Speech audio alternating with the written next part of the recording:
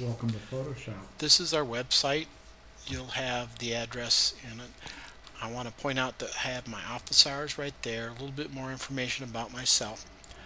Um, I have my phone number here for my office number, but I need to warn you, I only check that about once a week, whereas I check my email 2 to 3 times a day. So I would highly recommend that you check email and send me an email. Also, you need to be checking your school email because if there's a problem, I'm going to be sending it through your school email, not your home email. It's the email that's set up through Canvas.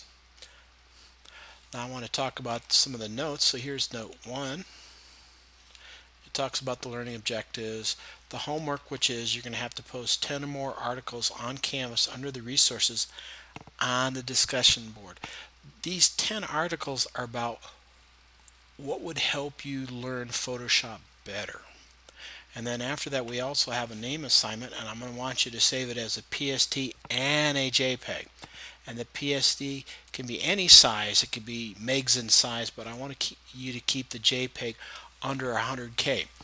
Now, the reason I require that is it's been a lost art that people on the web have not been optimizing their graphics because too many people have very fast internet. Well, that isn't the case when you surf the web using your phone. And as if you didn't know this, it's kind of an interesting piece of trivia. About half of the internet surfing is done by phone. So people are paying for these downloads that are huge when they don't really need to be. And then also, I know it's way too early to start thinking about it, but you might want to start looking for graphics to put together to make a final project. So why don't we start with opening up Photoshop? I've already got it open. And what I want to do is I'm going to create something brand new. But if I wanted to, I've got some graphics that I've been working on, and these are going to be kind of familiar because I'll be playing with them throughout the semester. But I'm going to go create new. Now this is something relatively new to Photoshop. What you can do is you can create a document. It says it's 800 by 600. It's the one that I've used recently. Don't automatically go to that because it's been keeping track of what I've been using, and I don't do 300 dots per inch or PPIs, points per inch. And the reason I tell you that is 300 is ideal for print, whereas 72 is ideal for web graphics. And I'm going to focus on web graphics for this. But if you ever want to do something and you want it to be saved like on a poster, make sure you do at least, keyword at least 300 dots per inch or PPIs. Now you should notice over here I can set up some names. I'm just going to call this one my name. It's just going to be for practice. I can set the dimensions right here. If I want 800 by 600, I can set the orientation. Now I can also have the ability to have multiple airboards, which mean or boards, not airboards, um, which means I can have the same picture with just slight difference, different backgrounds, or different. But I don't really like doing that right now, so we're going to worry about that later on. Once again, the default setting is 72. We're going to do RGB, which stands for red, green, blue. We're going to keep it at 8-bit, but we could bump it up to 16 or 32. Now, the reason we pick 8-bit is because it's smaller, but if you want to do 16 or 32-bit, obviously the file size is going to go with it. And then we're going to have by default a white background. So I'm going to hit create. And there we go.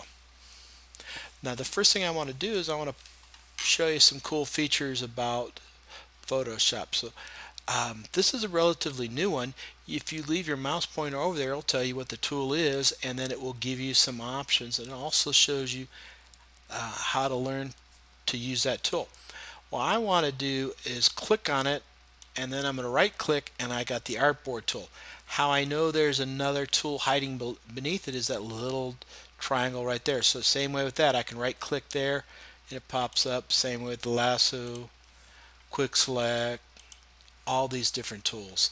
Now one of the things you may not have noticed is as I click on each one of these tools, we call it a ribbon. I call it a properties bar, but it's the ribbon up there that changes.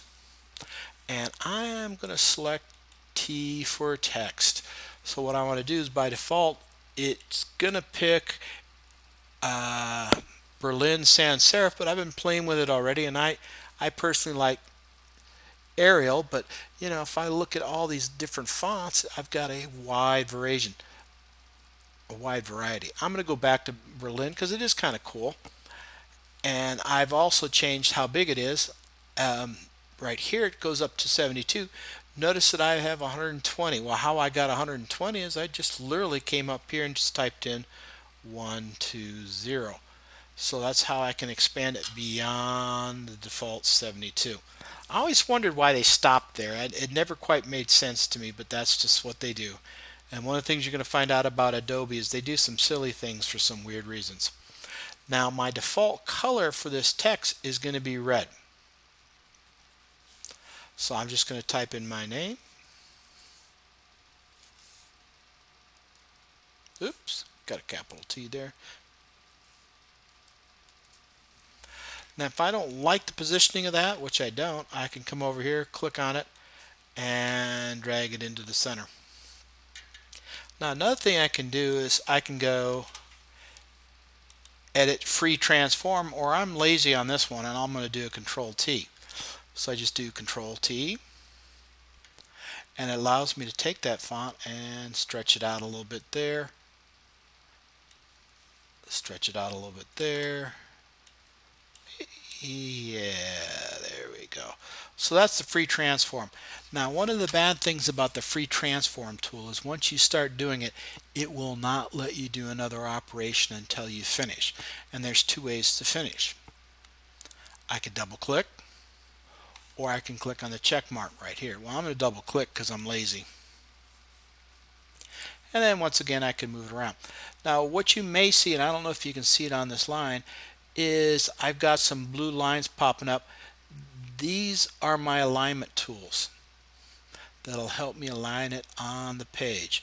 Well, what's really nice about it is when I have multiple objects on different layers, it will give me the ability to line them up center without having to go through the whole process of clicking on several buttons to do that.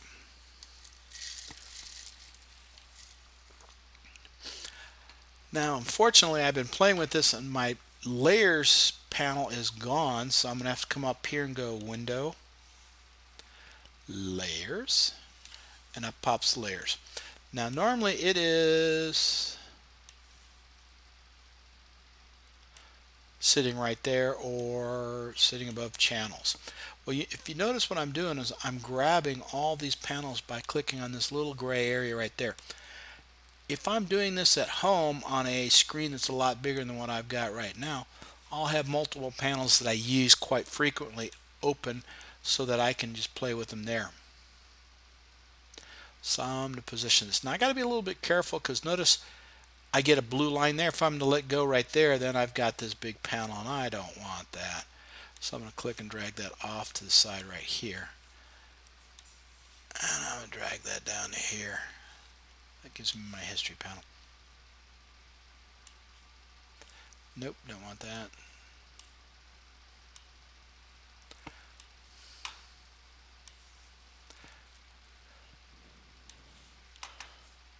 Now, one of the things I'm going to do is I already opened up a new layer in a previous one, and for some reason it just wants to pop it up. I don't necessarily like doing that.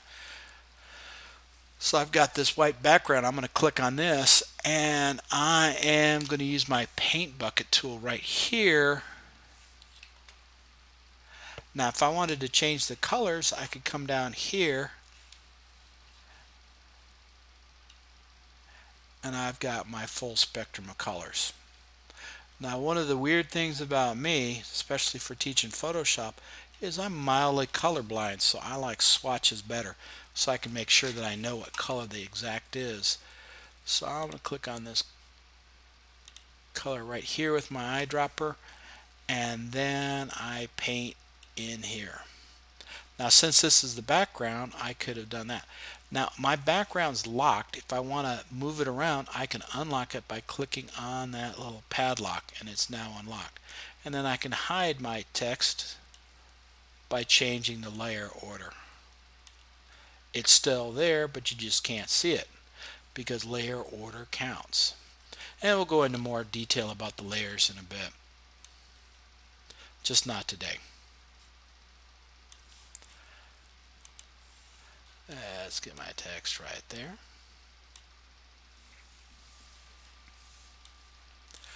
Now the next thing I want to do is we're going to talk about the different file formats. There's several. First of all, there's GIF, which is ideal for low detail graphics, like pie charts or pictures that don't have a whole lot of detail. For example, like this. There's not a whole lot of detail that I need, so I definitely wouldn't want to use a lot of colors. Now, one of the things you're going to find out is JPEGs and GIFs nowadays are pretty close to file size, so then I normally default to JPEG. You should note that my homework assignments are, I want you to save them all as JPEGs. So let's go up here, we can go File. I'm going to go first Save. And what I'm going to want to do is in this document is the default area. I don't like that. I'm going to stick it on my desktop. And what I'm going to do is I'm going to create a new folder and I am going to call this Photoshop. You can call it whatever you want since it's your home computer. And then I'm going to double click so I'm inside that folder. It says Photoshop right there. Notice it says my name, and then I'm also going to want to put a dash and then my initials, so that way just in case something happens and somebody borrows my file, they'll borrow it with my name on it, and then I'll have it in the history. So what we're going to do is we're going to hit save. It's going to be saved in the Photoshop directory. Now you notice that I said PSD. That's Photoshop's default setting, and the reason we like to save files as PSDs is because it keeps these layers. So if I come back later on and say, oh, I really don't like that yellow or gold or whatever color that is, I could come in and change it to blue or black or whatever color that I need to be. So that's why you always save it as a PSD. Now for our homework assignment, PSDs can be any size you want them. It's whatever comes up. It's the JPEGs that I want to have optimized. So we go File, Export, Save for Web. Now since I've already saved it, it's going to save it as a JPEG by default. This is the optimized amount. Now notice it's saying, ooh, 19K, so that's under 100K. I would be happy. I could probably bump this up to a higher resolution, like a very high, but you know what? That's 50K. I can live with medium. It still doesn't matter to me. Now let's say, for example, that I wanted to save it as a GIF. I'm not going to do that today, but I'm going to show you what happens when you save it as a GIF. When we do GIFs, we have what we call index colors. And so this is the most popular 32 colors, but usually by default it gives you the most popular 256 colors. One of the things you're going to find out about Photoshop is it's going to remember the last settings that you put in. So that's why you've noticed that mine haven't popped up as the defaults. So I'm going to go with 800 by 600 and I've got 13K. So that's actually smaller. So I'd be even happy with that. But remember that it's going to be saved as a JPEG. Now for example, if it's over 100K, an example would be 119K. If that was the case, then I would have to drop down the resolution and check to see if it starts to pixelate. Do I see a little jagged edge? Does it look as good as it does before? And I don't know about you, but the low resolution's kind of starting to do that. Medium high is the way I'm going to go. And so it's going to be 34K for this. Now let's say it went over 100K, then what I'm forced to do is I want to keep the high quality. So what I can do is I can make the overall picture size smaller. And since it's 800 by 600 right now, I've got a lot of playroom for it. So I could probably drop it down to 75 or 50%, and it's still a pretty large graphic. And then what I do is I would hit save. And since I saved the last one in Photoshop, it's going to assume I want to do that, but double check to make sure it goes there. And I'm going to save it as my name dash my initials and JPEG and hit save. Pretty straightforward, pretty simple. Now I've decided that I want to make some changes to my text because that's boring, and boy, if you turn this in, I would be very unhappy with you. Oops, I don't like what I just did. I'm going to do Control Z. Once again, I dragged down the wrong layer. I don't like it. I do Control Z. I'm going to come to my T. I'm going to double click right in here and notice how it selects it. If I want to, I could come up here to my text warp, and then what I can do is I can give an arch, a bulge, all different looks for my text. I could have a flag. Pretty cool. And I think I'll stay with that.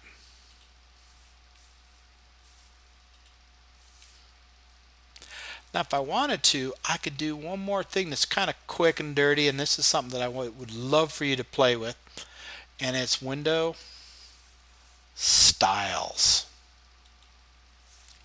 And it gives you a bunch of looks and feel of or different possibilities. Ooh, ugly. Yeah, I don't like the gradient though. Oh, psychedelic, but I can't see it.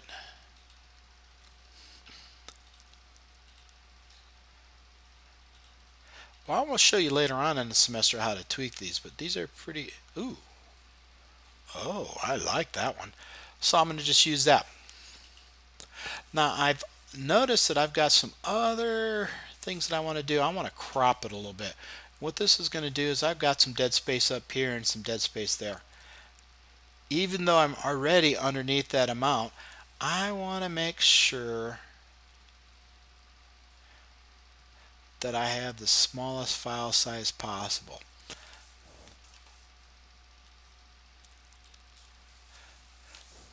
Now for this picture, I kind of want to have it centered, but most pictures you may not necessarily want to have it centered.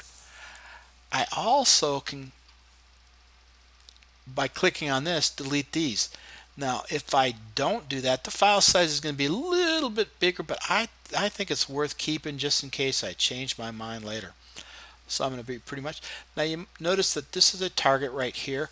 Also they break it down into thirds, and there's a reason you do that, because you want to see what it's going to look like in terms of the overall picture. So this is kind of interesting because I've got some movement to it. It's not just straight and boring. Now just like the other things, in order to get the crop to commit, I have to either double click here or click on the checkbox right there. So now what I want to do is I want to do a file, save. So I save it as the PSD, and then I'm going to have to export it again. Now I'm thinking that the file size is going to be a little bit bigger now, so let's go File, Export, Save for Web. And I'm right, just a few pixels, not pixels, a few bytes bigger. I can still live with it. I still have those permissions. So I'm going to hit save, and then I can replace it.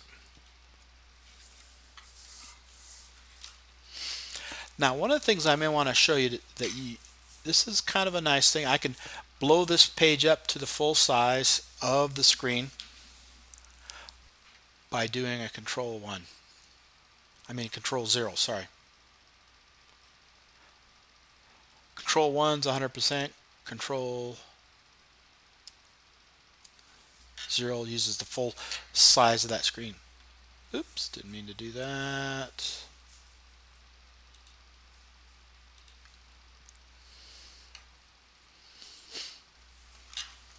And if you notice now it's 115% instead of just 100. So its actual size is going to be that. Now one of the things I'm going to do is I'm going to make a big mistake. I love doing mistakes, and I'll tell you what, if you don't make mistakes while you're doing this, you are not trying hard enough. So I'm going to put in a gradient, and I'm going to show you how to tweak the gradients later.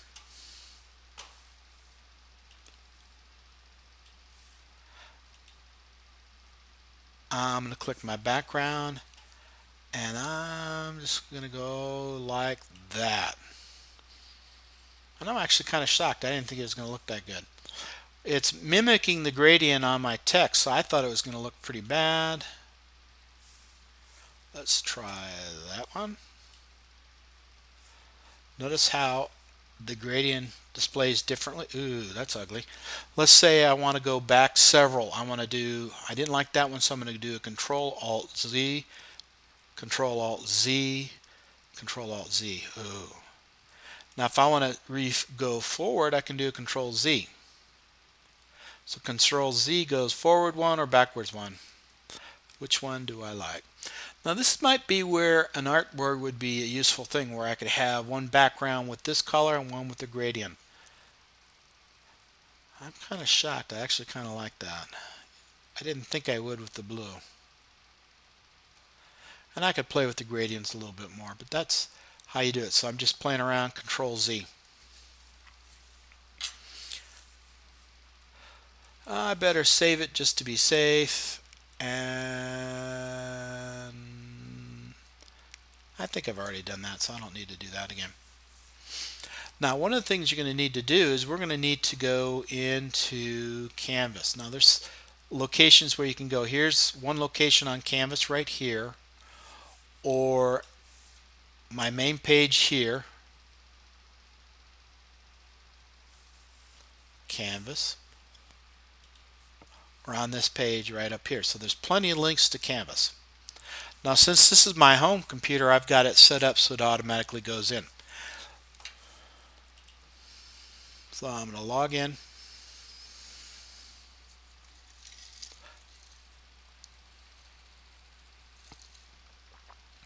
I'm going to find the class. This is the online version for today.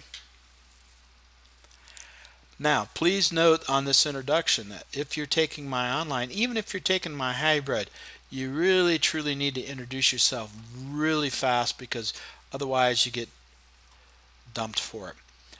And what I'm going to do is I'm going to come over here to my discussion board, and this is where you're going to introduce yourself.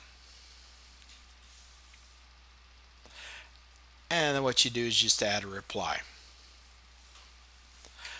Once you've done that, you're guaranteed to be in the class. Now, I highly recommend that you don't fall behind, but if you do, I will grade late homework. It's just not going to have the full credit. If you do turn in something late, you're going to get 75% of it.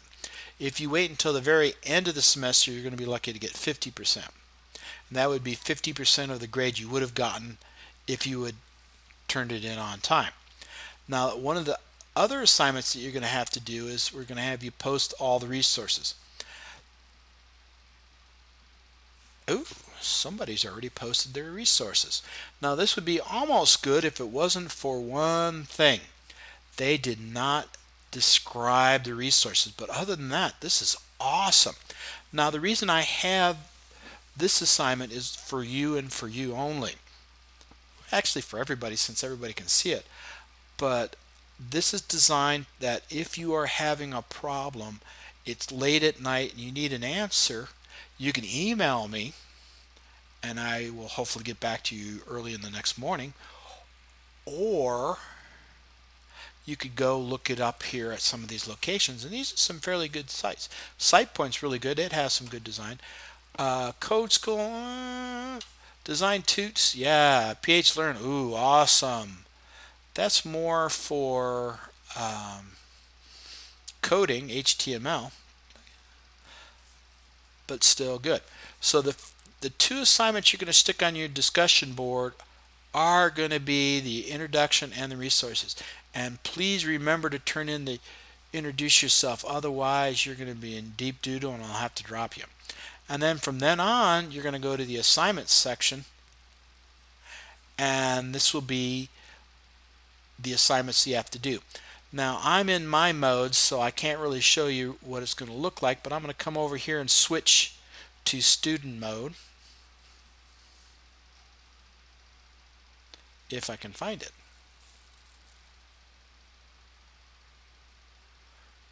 Ah, there we go. So once again, the discussion board still looks the same, but the assignments,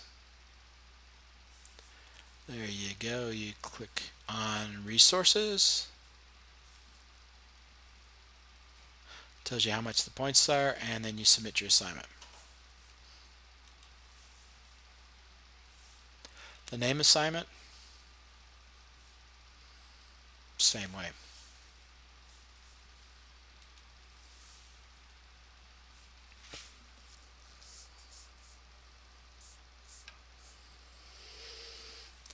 Okay, I'm going to go back to my student view, or away from my student view.